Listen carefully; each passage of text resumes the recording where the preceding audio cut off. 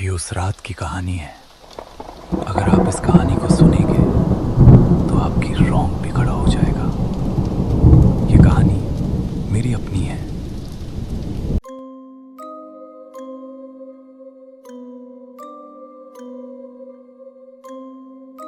अरे इतनी बारिश में कहाँ चल दिए, और वो भी छाता लेकर। अरे बस भोला के टपरी पर जा रहा हूँ। घर में बैठे बैठे मन अजीब सा हो रहा है, इसलिए सोचा बाहर से थोड़ा टहल आऊं। कम से कम आज तो मत जाइए। आज पता नहीं क्यों मेरा मन बहुत डर रहा, और ऊपर से बाहर इतनी तेज बारिश हो रही है। अरे तुम इतना टेंशन मत लो कमला। मेरा कहना वो नहीं है जी। आज अमावस की काली रात है। आपको याद है ना, आज से 50 साल पहले अमावस की रात के दिन आपके साथ क्या हुआ था? मुझे याद है। मैं बस यही जा रहा हूँ, गांव के बाहर नहीं जा रहा हूँ। ठीक है, जा रहे हैं तो जल्दी आ जाइएगा। अरे कमला तुम भी ना। तुम चिंता मत करो, 1 घंटे में आ जाऊंगा। रामलाल काका चाय की टपरी पर जाने के लिए अंदर ही अंदर बेचैन हो रहे थे, लेकिन उनकी पत्नी को बिल्कुल भी पसंद नहीं था कि वो आज की रात कहीं पर बाहर जाए। फिर भी रामलाल काका जैसे जैसे तैसे अपनी पत्नी को समझाकर चाय की टपरी की और निकल पड़े, जहां उनके कुछ साथी उनका इंतजार कर रहे थे। भले ही उर्मी उनसे छोटे थे, फिर भी रामलाल काका उन्हीं के साथ रहना पसंद करते थे। ये वही है जो काका का आने का काफी देर से इंतजार कर रहे हैं। अरे काका अभी तक से कहाँ रह गए?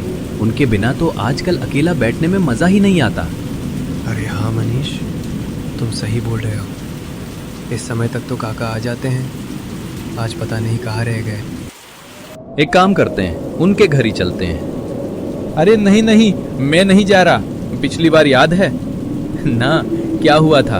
उनकी बीवी कितना गुस्सा कर रही थी। सही कहा भाई, लगता है आज काका के बिना ही रहना पड़ेगा। दोनों रामलाल काका का इंतजार कर रहे थे, तभी कुछ देर बाद आते हुए दिखते हैं। वो देख, काका आ गए। अरे काका, हम दोनों को लगा था कि आज आओगे ही नहीं। हाँ काका, आपके की बारे में बात चल रही थी। अरे वो बेटा बारिश की वजह से लेट हो गया। कोई बात नहीं काका, आप बैठिए। आप जैसे ही आते हो अलग ही माहौल बन जाता है। रामलाल काका वहां पर बैठ जाते हैं और बातों का सिलसिला शुरू हो जाता है चाय की टपरी पर। अचानक माहौल शांत हो गया। सभी की नजरें रामलाल काका पर टिकी रही और बारिश की आवाज के बीच उनकी कहानी शुरू होने वाली थी। तो आज किसकी बारी कहानी सुनाने की? अरे काका, आज सोमवार है, भूल गए क्या?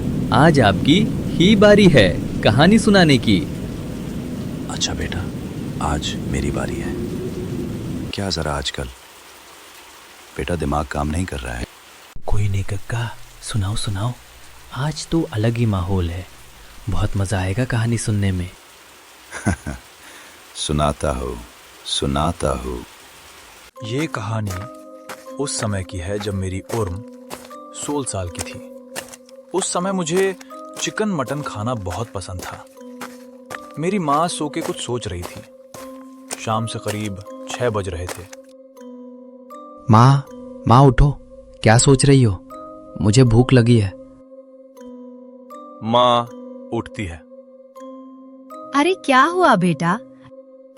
माँ, मुझे बहुत तेज भूख लग रही है। अच्छा रुक, कुछ बनाती हूँ खाने को। माँ, आज मेरा मन सब्जी रोटी खाने का नहीं कर रहा है। आज चिकन मटन बना दो। अरे बेटा, आज तो अमावस की रात है। आज के दिन मांस नहीं खाते बेटा, और कभी खा लेना। ही माँ, आज ही मन कर रहा है खाने का, बना दो ना। अरे बेटा, कल खा लेना। आज रात को बाहर नहीं निकलते मीट या मांस लेने, सिर्फ आज के लिए। अरे माँ, मेरे स्कूल में कहते हैं ये सब झूठ मूठ में अफवाह की बातें हैं। माँ बनाओ ना, नहीं तो मैं आज खाना नहीं खाऊंगा। ठीक है, जल्दी जा और जल्दी आ जाना।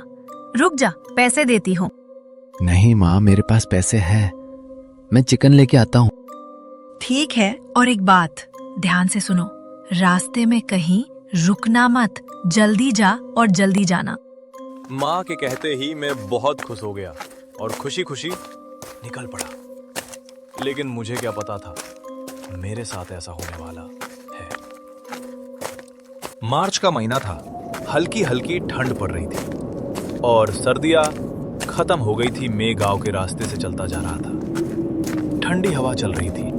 तभी रास्ते में मेरे स्कूल का एक दोस्त दिखाई दिया। उसे देखकर मैं रुक गया। तू कहाँ जा रहा है इतनी शाम को?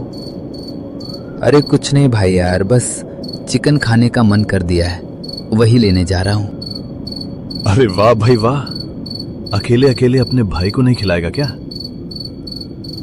अरे भाई ये कैसी बात कर रहा है, घर तो चल सही पहले, खिलाता हूँ। अरे ना भाई ना, मैं तो बस ऐसे ही मजाक कर रहा था। अरे हाँ भाई, पहले तू ये बता, तू स्कूल क्यों नहीं आया था आज? अरे भाई आज थोड़ा काम था, पापा किसी काम से बाहर गए थे कल से। आऊंगा भाई। भाई कल जरूर आना, कल सभी बच्चों का आना जरूरी है। भाई कल सिर टेस्ट लेंगे, इसलिए कल आना जरूरी है। अच्छा भाई, मैंने तो कुछ पढ़ा ही नहीं, बताना किस सब्जेक्ट का टेस्ट लेंगे? मैं ये बात भूल गया था कि माँ मेरा घर पे इंतजार कर रही है। मैं अपने दोस्त के साथ बातों में लग गया और स्कूल के बारे में पूछने लगा। देखते देखते बहुत रात हो गई। है भगवान, इतनी जल्दी रात हो गई, अब क्या? और क्या भाई, आजकल रात बहुत जल्दी हो जा रही है। चल ठीक है भाई, मैं तुम्हें कल स्कूल में मिलता हूँ। मैं वहां से जल्दी कसाई की दुकान की और निकला। चारों तरफ अंधेरा ही अंधेरा था। मैं घबराने लगा था कि पता नहीं अब माँ क्या बोलेगी। अब धीरे धीरे ठंड का असर भी ज्यादा होने लगा था। जब मैं कसाई के दुकान के पास पहुंचा तो देखा कि कसाई की दुकान बंद थी। रात काफी हो चुकी थी। उस समय करीब रात के 8 बज रहे थे गांव में। 8 बजे का मतलब होता है कि रात काफी गहरी हो चुकी है। चारों तरफ अंधेरा ही अंधेरा था। मेरी हाथ में टॉर्च भी नहीं थी। अरे यार, अब तो दुकान भी बंद हो गई है, अब क्या करूं? मन भी खाने का कर रहा है। हाँ, एक काम करता हूँ, उसके घर ही चला जाता हूँ, पास में ही तो है। मैंने अपने कदम तेज कर लिए, लेकिन गांव के ये अंधेरे रास्ते अचानक और भी डरावने लगने लगे। जैसे ही मैं दुकान से दूरी बढ़ाने लगा, मुझे बहुत सारी जानवरों की आवाज सुनाई दे रही थी। मैं कई बार अपने पिताजी के साथ उसके घर आ चुका था जब दुकान बंद रहती थी, लेकिन आज पिताजी साथ नहीं थे और ऊपर से रात का समय था। मैं हिम्मत करके उसके घर गया। मुझे समझ नहीं आ रहा था अब मैं क्या करूं। एक पल के लिए लगा कि कहीं ये किसी और का घर तो नहीं। फिर मैं सोचते सोचते आवाज लगाई। कुछ देर बाद दुकान वाले चाचा बाहर निकल कर आए। कुछ देर तक वो मुझे ध्यान से देखते रहे, जैसे उनकी आंखों में कुछ छिपा हुआ डर या चिंता थी। फिर वो मेरे पास आए। क्या हुआ बेटा? इतनी रात में क्या हुआ बेटा? मुझे चिकन चाहिए था। अरे बेटा, इतनी रात को आए हो? हाँ चाचा, बस लेट हो गया। आप क्या करो, आपकी दुकान से होकर आया हुआ है। अच्छा, वो तो मैं 7 बजे ही बंद कर दी थी। और बेटा, तुम्हारे पिताजी कहाँ हैं? और हाँ बेटा, चिकन तो कटा हुआ नहीं है, बना हुआ है, मैं पैक करके लाता हूं। अरे कोई नहीं चाचा, रहने दो। अरे बेटा, ऐसे कैसे रहने दूं? इतनी दूर आए हो, अब लेकर ही चले जाओ। तुम यहीं रुको। इतना बोलकर चाचा अंदर जाने लगे और मेरे लिए बना हुआ चिकन पैक करने लगे। वो चाचा मेरे पिताजी के अच्छे दोस्त थे, इसलिए जब भी उनके घर जाता था या तो खिला देते या पैक करके दे देते। बेटा इतनी रात को जाओगे? मौसम भी खराब हो रहा है। नहीं चाचा, जाना तो पड़ेगा न, माँ घर पर मेरा इंतजार कर रही होगी। कल सुबह ही निकल जाना, इतनी रात को बाहर जाना ठीक नहीं रहेगा बेटा। चाचा चाहते थे कि वो उस रात वही रुक जाऊं, काश उस रात में वही उनके घर ही रुक जाता। अगर मैं वही रुक जाता तो शायद मेरे साथ ये सब कभी नहीं होता। लेकिन उस समय मेरी माँ का ख्याल जेदा था, जो घर पर मेरा इंतजार कर रही थी। धीरे धीरे मौसम और भी खराब होने लगा। बारिश की बूंदें भारी होकर जमीन पर गिर रही थी और हवा में एक अजीब सी खुशखुशाहट चल रही थी, जैसे कोई मेरे पीछे पीछे चल रहा हो। मैं जल्दी से एक पेड़ के नीचे खड़ा हो गया।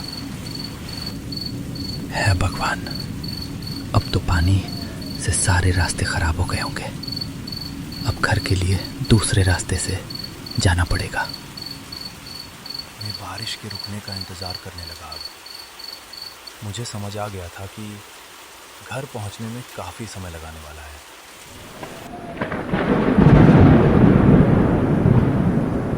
क्योंकि बारिश में मेरे घर की तरफ जाने वाला रास्ता पानी से भर जाता है। काफी देर इंतजार करने के बाद बारिश रुक गई। तब तक रात काफी हो चुकी थी। मुझे समय का अंदाज नहीं था और गांव में सब अपने अपने घरों में थे। मेरे अंदर ही अंदर डर का एहसास बढ़ने लगा, मानो कुछ अनहोनी होने वाली हो। मेरा गल सूख गया था। तभी मुझे थोड़ा थोड़ा महसूस हुआ कि न जाने कोई तो मेरे पीछे आ रहा है। रुककर सोचा कि पीछे मुड़कर देखता हूं। जब मैं पीछे मुड़कर देखा तो मेरा क्योंकि वहां पर 3-4 भूत खड़े थे जो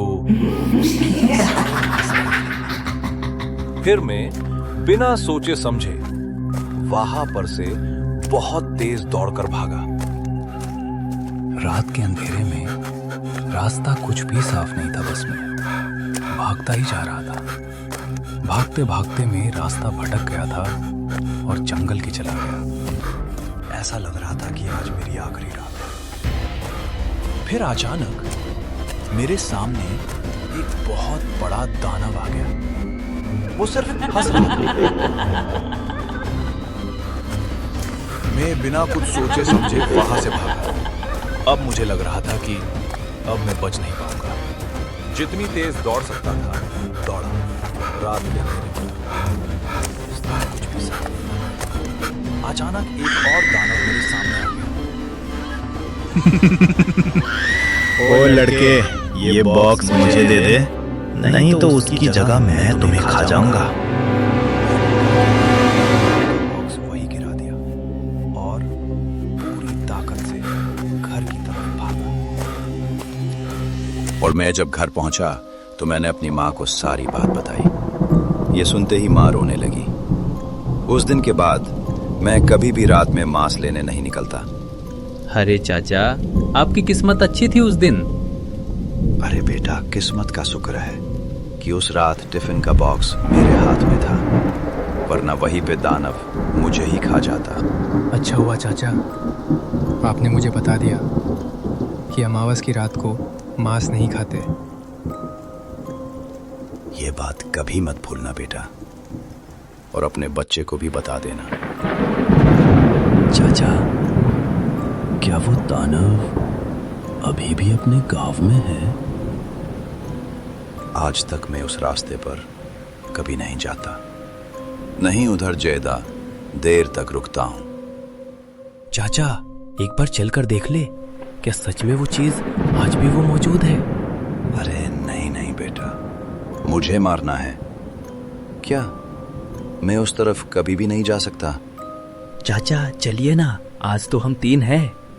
दोनों जाने के लिए जिद करने लगे। सवाल यही था, क्या वो दानव सच में वहां मौजूद है?